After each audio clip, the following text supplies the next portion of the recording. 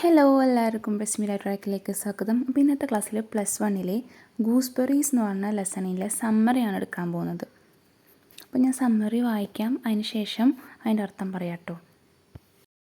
Ivan Ivanich is a veterinary surgeon. He tells the story of his brother Nikolai, who worked earlier in an executive court where the government records were kept. His friends Borkin and Alokin are the listener of the story. In Ivan's story, he tells the lesson he had learned from his brother.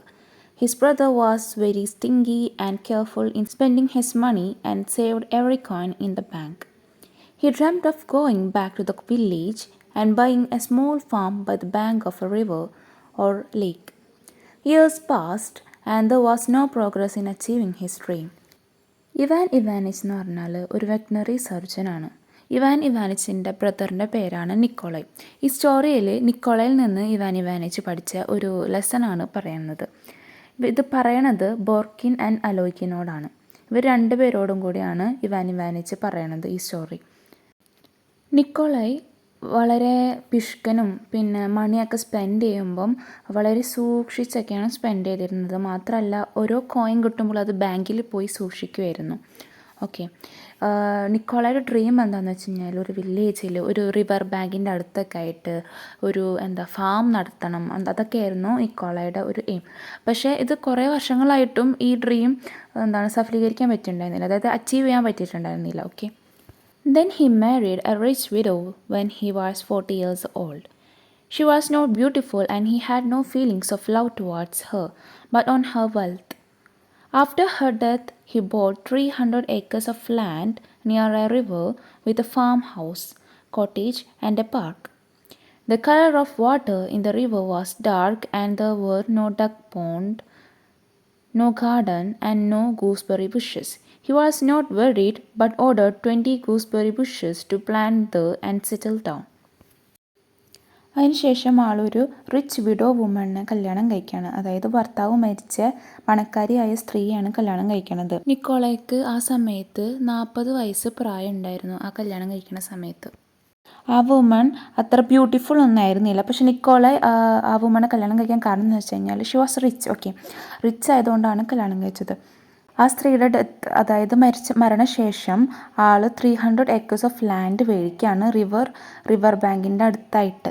ആൾക്ക് river ബാങ്കിൻ്റെ അടുത്തായിട്ട് ഒരു farm തുടങ്ങണമെന്നായിരുന്നല്ലോ ആഗ്രഹം. അപ്പോൾ അങ്ങനെ ഒരു സ്ഥലത്ത് ആൾ ഒരു കോട്ടേജ്, പാർക്ക്, അതുപോലെ തന്നെ ഒരു ഫാം മേടിക്കുകയാണ്. പക്ഷേ ഈ ഫാമിൽ റിവറിലെ വാട്ടറൊക്കെ ഭയങ്കര ഡാർക്കായിരുന്നു. മാത്രമല്ല നോ ഡക്ക് പോൺസ് ഒന്നും ഉണ്ടായിരുന്നില്ല. പിന്നെ പറയുകയാണെങ്കിൽ ഗൂസ്ബെറി ബുഷസും ഉണ്ടായിരുന്നില്ല. ഇതൊക്കെ ഉള്ള ഒരു ഫാം വേണമെന്നായിരുന്നു നിക്കോളയുടെ ആഗ്രഹം. പക്ഷെ നിക്കോള ഇതൊന്നും മൈൻഡ് ചെയ്തില്ല. നിക്കോള ഒരു 20 ഗൂസ്ബെറി ബുഷസൊക്കെ ഓർഡർ ചെയ്ത് അതൊക്കെ സെറ്റിൽ ഡൗൺ ചെയ്തു. അങ്ങനെ ആളവിടെ സെറ്റിൽ ആവാണ്. Ivan visited his brother Nikolai sometime and he was surprised to see his wealthy brother.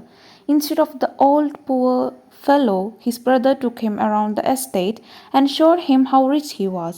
His cook, his dog were enjoyed life with him.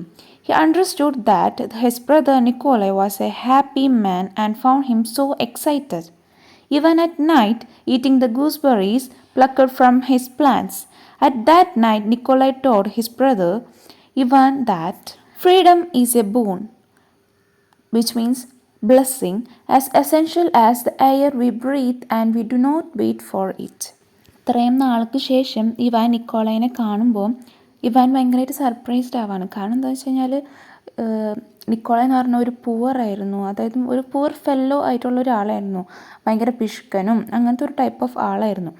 ആളിപ്പോൾ ഭയങ്കര wealthy ആയിട്ടുള്ള ഒരു brother ആയിരിക്കുകയാണ്. അതായത് നിക്കോള ഭയങ്കര പണക്കാരനായിരിക്കുകയാണ്, instead of that old poor fellow. Okay, എന്നിട്ട് ഈ Nikolai ഇവാനെയും കൊണ്ടിട്ട് എസ്റ്റേറ്റ് ഫുൾ കാണിച്ചു കൊടുക്കാൻ പോവുകയാണ്. എന്നിട്ട് കാണിക്കുകയാണ് ഞാൻ എത്ര റിച്ചായി എന്ന് നിക്കോളായ് കാണിക്കുകയാണ് ഇവാനോട്.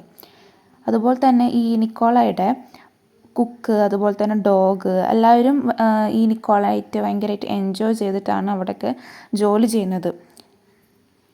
ഇവാൻ മനസ്സിലായി നിക്കോള എത്രത്തോളം ഹാപ്പിയാണ് ഇപ്പോൾ എന്നുള്ളത്. ഇവൻ അറ്റ് നൈറ്റ്, രാത്രിയാണെങ്കിൽ പോലും നിക്കോളയുടെ ഫാമിലത്തെ പ്ലാന്റ്സിൽ നിന്ന് ഗൂസ്ബെറീസൊക്കെ പറിച്ചിട്ട് അത് കഴിച്ചുകൊണ്ടിരിക്കുകയാണ്.